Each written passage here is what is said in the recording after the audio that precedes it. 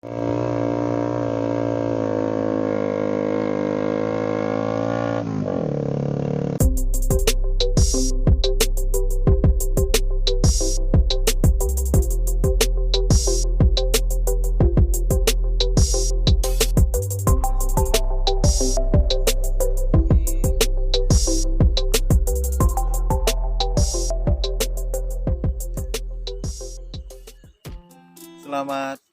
pagi Panupro dan teman-teman semuanya.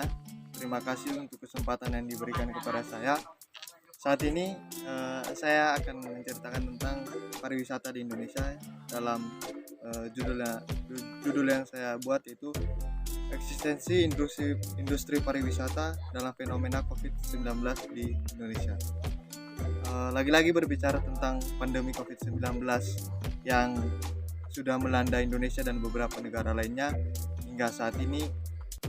Kita tahu dan merasakan dampaknya begitu berarti dan sangat besar bagi semua sektor, terutama dalam sektor pariwisata, di mana dalam pandemi COVID-19 ini sektor pariwisata benar-benar lumpuh dan sulit untuk bergerak karena berbagai kebijakan yang dibuat oleh pemerintah seperti pembatasan kunjungan dan lain sebagainya yang diatur dalam peraturan dalam menangani pandemi COVID-19.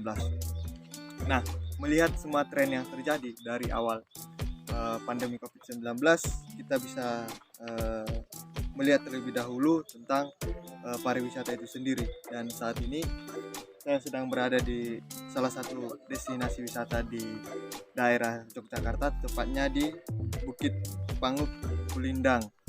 Nah, di sini salah satu destinasi wisata yang cukup menarik ketika kita mau melihat sunrise di pagi hari atau sunset di sore hari, karena tempatnya yang begitu strategis.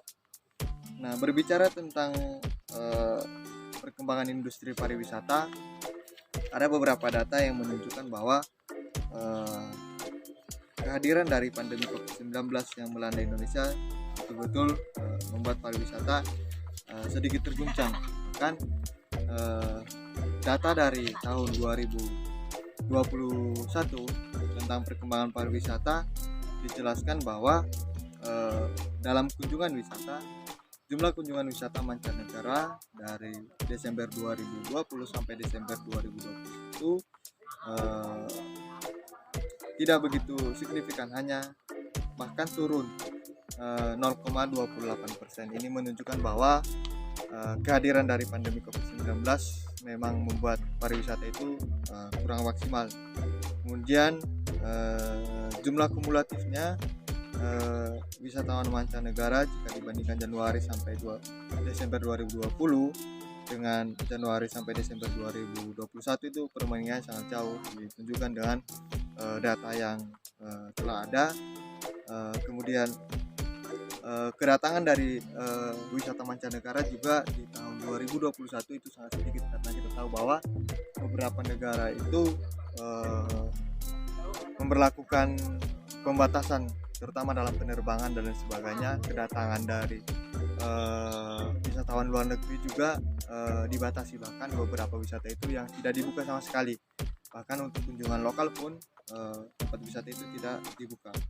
Kemudian data juga menunjukkan bahwa kedatangan wisatawan mancanegara itu dari Timur Leste, kemudian dari Malaysia, Papua Nugini, Tiongkok, dan Cina. Lalu apa sih transportasi yang digunakan selama wisata? Rata-rata menggunakan kendaraan darat, kemudian laut, dan yang paling sedikit adalah udara. Lalu presentasi kedatangan wisatawan berdasarkan jenis kelamin, lebih banyak laki-laki daripada perempuan, sebanyak 70-30%. Lalu terkait dengan usia kedatangan wisata, kita tahu bahwa kebanyakan yang datang wisata memang anak muda, kemudian diikuti oleh umur yang lebih tinggi di atasnya, lansia dan lain sebagainya. Kemudian dalam perkembangan ini kita tahu memang trennya tidak begitu bagus, namun setidaknya awal tahun 2022 memberikan angin segar bagi para pelaku wisata, karena pandemi COVID-19 mulai bisa dikendalikan oleh pemerintah, lalu kemudian eh, aturan-aturan juga mulai dilonggarkan dan beberapa kebijakan itu membolehkan wisata dibuka kembali. Dan ini yang membuat wisatawan itu semakin menggeliat di beberapa tempat dan menunjukkan kenaikan yang cukup signifikan setiap perkembangan yang diberikan. Lalu berbicara tentang pariwisata, tentunya tidak terlepas dari tantangan yang dihadapi. Selain dari COVID-19, tantangan yang dihadapi juga yang pertama itu ada konektivitas. Karena kita tahu bahwa di Indonesia belum semuanya dapat dipenuhi oleh koneksi-koneksi yang baik antar pelaku wisata, sehingga konektivitas menjadi hal yang paling menjadi tantangan untuk mengembangkan wisata terutama pasca pandemi saat ini. Kemudian terkait dengan harga dan lain sebagainya, beberapa wisata memang masih menyesuaikan harga akibat dari pandemi COVID-19. Lalu beberapa tantangan lain yaitu terkait dengan kuliner. Banyak wisata-wisata yang diharapkan mempunyai label halal di berbagai kuliner yang dihidangkan, sedangkan beberapa wisata memang masih belum mempunyai hal itu. Nah, itu yang menjadi tantangan ke depan bagi para pelaku usaha. Kemudian tantangan lain yaitu tentang infrastruktur, tentang jalan dan akses untuk menggapai wisata itu ya memang itu sangat perlu. Seperti yang kami alami hari ini, akses untuk sini ada beberapa jalur dan salah satu jalur itu memang sangat sulit untuk dilalui, dan sehingga kami harus mutar sedikit jauh untuk menemukan jalur yang lebih baik untuk sampai ke tempat ini. Nah, itu menjadi PR buat para pemerintah dan pelaku usaha ke depan, terutama wisata, untuk membangun jalan atau akses yang baik sehingga pengunjung itu dapat antusias datang ke tempat wisata. Kemudian untuk prospek ke depan dari beberapa sumber yang saya baca, yaitu yang pertama terkait dengan pengadaan infrastruktur. Hal ini sangat penting untuk pengembangan wisata, terutama di era saat ini, masa di mana wisata itu mulai bangkit kembali. Terus yang kedua, jaringan internet, karena kita tahu bahwa di mana-mana saat ini kebutuhan akan internet itu sangat tinggi, dan dimanapun kita berada kita pasti memerlukan internet, sehingga hal ini harus dioptimalkan di setiap titik wisata yang ada di Indonesia. Kemudian prospek yang lain ya keterlibatan antar pihak seperti pemerintah, pengelola, dan masyarakat harus saling bekerja sama untuk membuat wisata itu semakin baik, karena satu pihak yang bergerak harus didukung oleh pihak lainnya untuk mendapatkan hasil yang maksimal. Jadi ini merupakan prospek yang harusnya bisa lebih dioptimalkan lagi tentang kerjasama antar pihak. Lalu yang terakhir tentang seperti yang kita tahu saat ini bahwa pemerintah itu telah mengupayakan destinasi wisata super prioritas.